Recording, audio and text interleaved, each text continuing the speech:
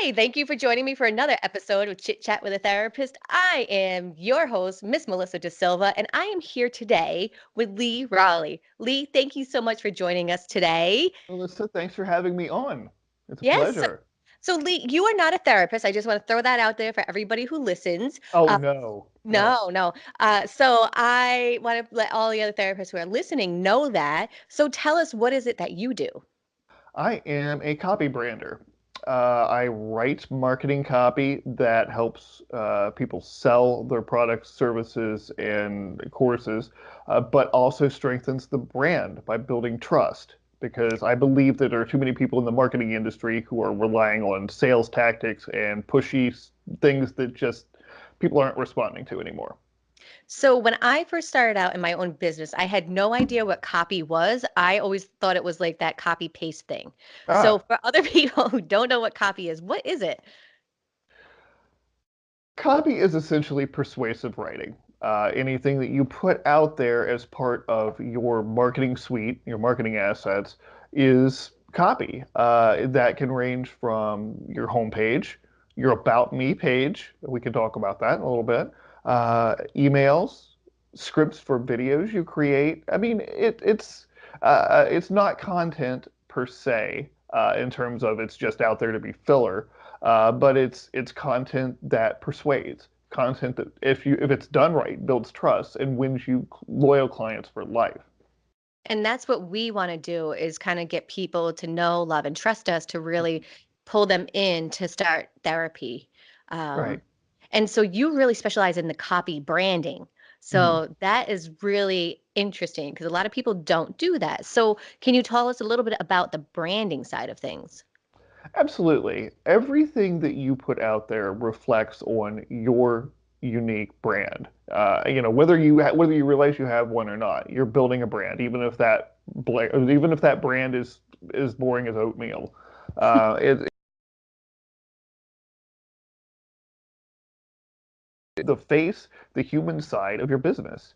Hmm. And the copy that you write needs to support that, support your values, support what you believe in, and support what you can do for your clients.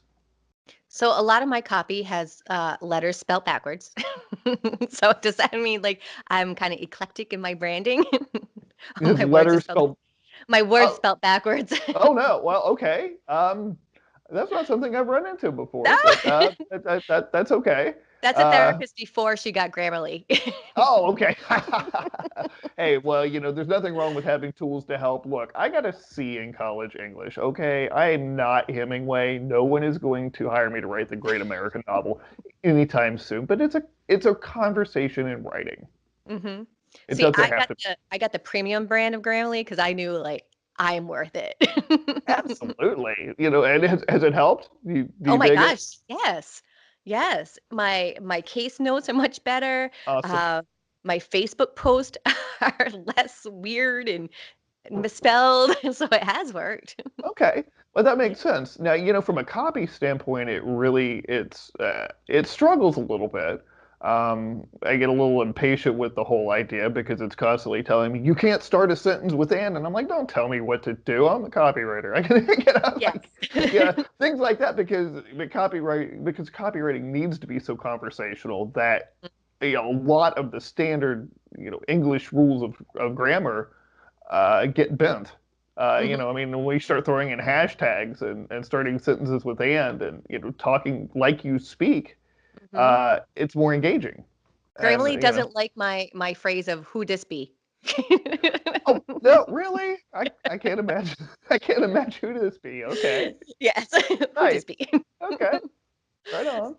So you're in your regular day to day, so you're writing copy branding for other entrepreneurs. Who do you usually work with? Mostly coaches who are in the business slash lifestyle slash kind of woo woo space. Like Uh, Tony the you know Robbins? I don't work with Tony Robbins, no. But yeah, I would say that the intellectual descendants of Tony Robbins. We'll go with that. A lot of these people are kind of into the law of attraction, the mindfulness space, but they're usually coaching business owners. And something that's kind of odd is 85% of my clients are women. Interesting. For whatever reason, the way that I approach works better for female-owned businesses because I do go after that connection-based approach that women are, statistically speaking, more likely to embrace, and they're like, you can write my voice better than I can. Hmm. So, just say don't judge it, just it works, let it work. So, how did you actually get into the field of copywriting? Oh wow. Okay. Well, I started by getting into copywriting, which has happened because I stopped giving a crap about my job and got fired.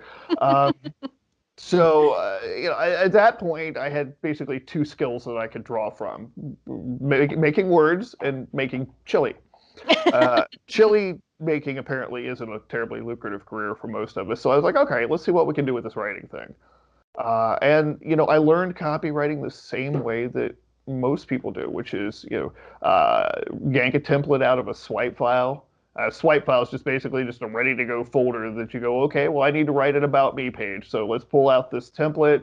Let's change the names. Let's change some of the facts and ship it. Hmm. And that's what I was taught to do. Like, that's what was taught copywriting was.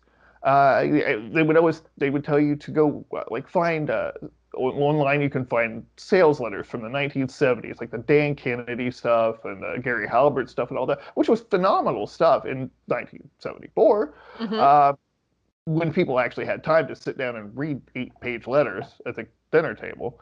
But they would have you hand copy these things, write them out word for Oh, word, and geez. pencil, because that's how you learn great copy. I'm like, no, that's how you learn about hand cramps. It's Hmm. just, Yep. it's totally pointless. Um, but I was just doing it. At the same, I was taking care of my daughter at the time.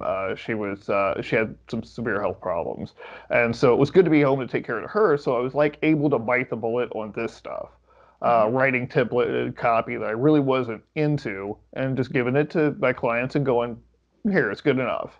Hmm. And in 2013, just after her 10th birthday, she passed away. Oh, I'm For sorry about that. yeah, it's thank you. It definitely was a defining moment in my life, and one that led me into a long journey through alcoholism, which is Hmm. always fun, because I basically wanted to kill myself. I wanted to Hmm. drink myself to death. And after a lot of months of this, I was like, okay, I can't do this. I got to find some reason to keep going. And, I knew that I wanted to continue to write because that's all I'm good at. And I thought about Arya, and I thought about what she would be if she hadn't passed, um, if she'd had a chance to grow up. And as like, she was so loving to her tribe. She was jaundiced, her face was yellow, and she had an ileostomy bag and drained bile out for her liver because it couldn't process it. So that would always leak and on her clothes, and she'd have to go to the nurse's office in the middle of the day. But, she was just such a happy freaking little individual who just did whatever the heck she wanted and didn't care what anybody thought of it. And she had this little tribe of people around her that she loved to the moon and back, and they loved her to the moon and back.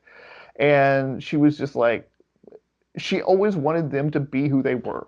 Hmm. She didn't care about everybody else. The kids that made fun of her, the weird people that came up to us at the restaurant while we were eating and said, "What's wrong with your kid?"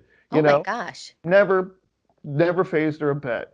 But she cared about her people, Hmm. and she wanted them to shine. And I thought, wait, okay, most people get to carry on their parents' legacy. I've got this rare opportunity to carry on my child's legacy, which I feel is very profound. And I was like, okay, I've got words. How do I use them to make people shine? Hmm. My people, the people that I want to work with. And that's where this copy branding thing came about. I learned this immersion process and how to help people really connect with the people they want to work with without the pushiness, without feeling sleazy, without feeling like they need to go take a shower after they've written a piece of Yeah. copy, right? So that was about a 4-year journey. Mhm. to going through that. And I feel like I'm still carrying on her legacy today. Maybe that's nuts, but No, it it makes works for me. perfect sense. Yeah, absolutely. Right. So a lot of therapists don't do copy.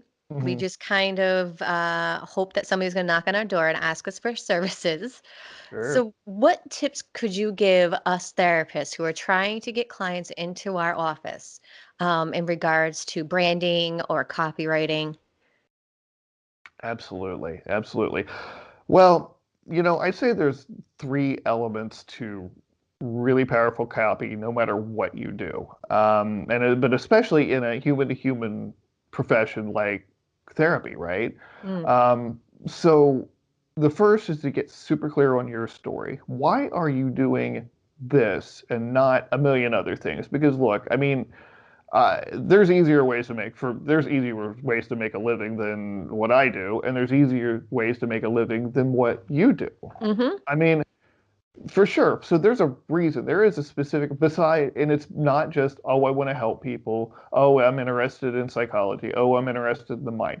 No, if you get clear enough on your story and you start peeling away the layers, the mm-hmm, shoulds, the must do's, you're going to find that specific why, that pivotal moment, that defining event or defining characteristic that led you where you are now, that mm. sparked your passion. It's in there. It Yeah, took me years to find it. I hope it doesn't take people listening to years to find it, because I went about it the hard way. yeah. Um, but once you get clear on that story, it doesn't come overnight. But as the more you tell it, the more Mm-hmm, you through your copy and through your work, the clearer you get. That's what I found. It's get super clear on what I'm going to do with the rest of my time on this earth and how I'm going to use it to make it a better place than I found it. mm. So get clear on that specific story, your why. Okay. Second, get clear on your ideal client story.